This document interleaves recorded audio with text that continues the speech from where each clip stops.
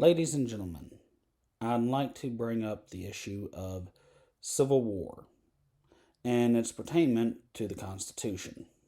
Maybe it's a little bit of something antiquated or old, or else saying that there's really no way to destroy the United States, and that which is the concept of the Constitution, the Declaration of Independence, and the Do Not Tread on Me, which is held in and of by each section of the government, even if one or two of those sections may be under extreme duress and may be held in trust through the offices of the others until there is nothing left here except what marks our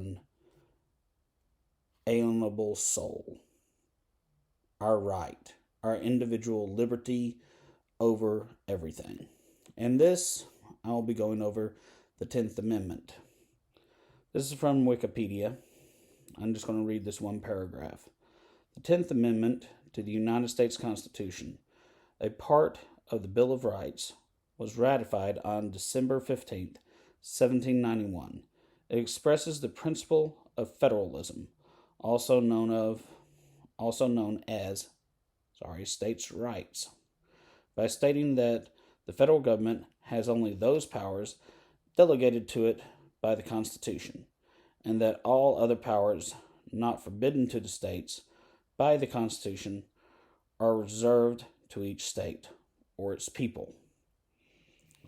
Basically saying that can the state or the people prove in some way that that which is the federal laws to the Constitution are no longer an obstacle for the common good, themselves individually under a private situation or religious situation, such as, the Church of Marijuana.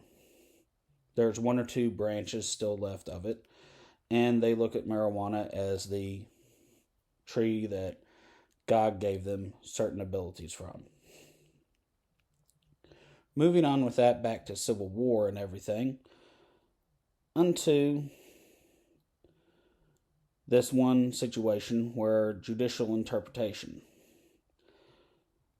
Reading from Wikipedia again, the 10th Amendment, which makes explicit the idea that the federal government is limited to only the powers granted in the Constitution, has been declared to be a truism by the Supreme Court in United States versus Sprague in 1931. Probably sure I'm messing the name up. The Supreme Court asserted that the amendment adding nothing to the Constitution as originally ratified. That's what many people look at it as. Many people look at this as it's a know-nothing amendment that just goes back and recertifies everything else. This amendment has basically almost like a snare trap in it.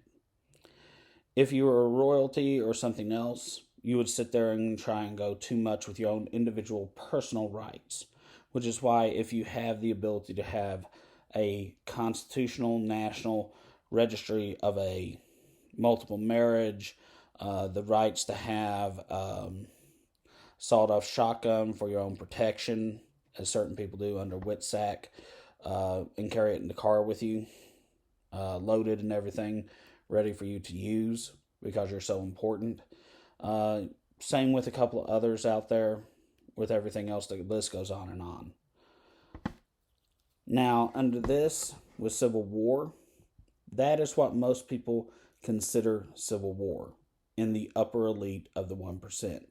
Basically, someone that came here and through the powers of royalty, whatever it was, they construed all the colonists and everyone else together underneath this situation. Therefore, anybody starts trying to move themselves up, it is a war against our civil liberties. Until they were able to get rid of this outside influence that did come up in the 1820s that I know of from family history that my grandfather told me. I will go into that on another time out there, but In and of itself, it says that any civil war is an attempt of recolonization by a foreign power, and that unto that which is the 10th Amendment, citing states' rights in it, that any state, if they so wish, or any part of the Union, wishes to remove itself in and of its naturally held territory, the Republic of Texas, for one, lots of people cite it, can remove itself from the Union in secession from it. We have this happening already in our history with South Carolina at Fort Sumter. Now, unto this is the gray area that made the Civil War happen. And this is one of the reasons why Abraham Lincoln pushed the Civil War issue. He went down there for the Federal Repository of gold and gems that most people don't know about. There are a lot of gold and gemming things you can look up on YouTube. You can also go out and find out that they were sending a ship to take the last year of federal funds from there, from Fort Sumter. With that, them saying that, well, while you were still part of the USA, you owe us all your federal treasury deposits. You can make your own currency, everything else, and all of this. In the best case scenario with just let South Carolina go, no one cares. Unto that and everything else, that's the gray area. There's nothing in there that says anything other than that there is a way to levy taxes in the first 10 amendments and with the Congress and everything else. So since they did fire upon the ship that was going there, it was considered an act of foreign nationals trying to take what would be federal funds. And I know that sounds a little bit weird and everything else, but unto the 10th Amendment, any situation that displaces the population or anything else is considered an act of illegal colonization. It has taken over that part of the area and is waging a type of war against the civil liberties and for confiscation, for colonization and everything else of the United States from that which is its held territories, those that are not commonwealths, as they have the right to vote and leave, just as any state, if it was unto the Union and not a form of civil war or civil liberties, being oppressed by a foreign national power.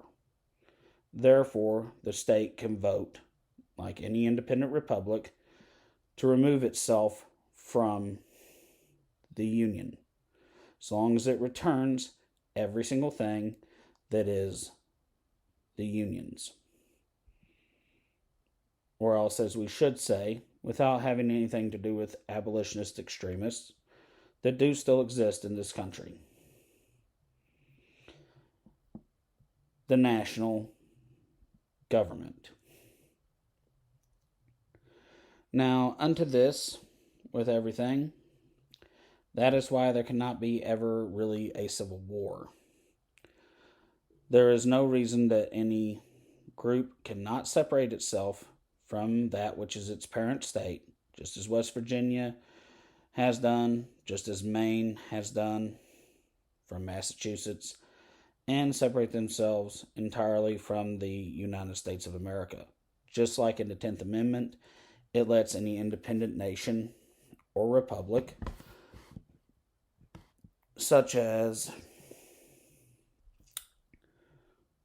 Jamaica or Mexico, join the United States under its Constitution.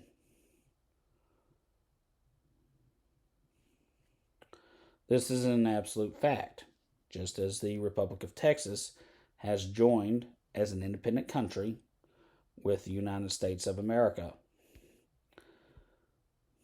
I know that this is probably something no one's ever going to look at for the 10th Amendment, but I figured I'd just throw that on here tonight over how it really does work in conjunction with everything in order to keep the Civil War from happening and as a safety guard. Even if someone wants to take over and utilize the Constitution, then it is considered to be just that. One can take over the Constitution simply through voting and everything else, and that's why there is the election process. It's Colin Dawson with a Political Minute. Like and subscribe.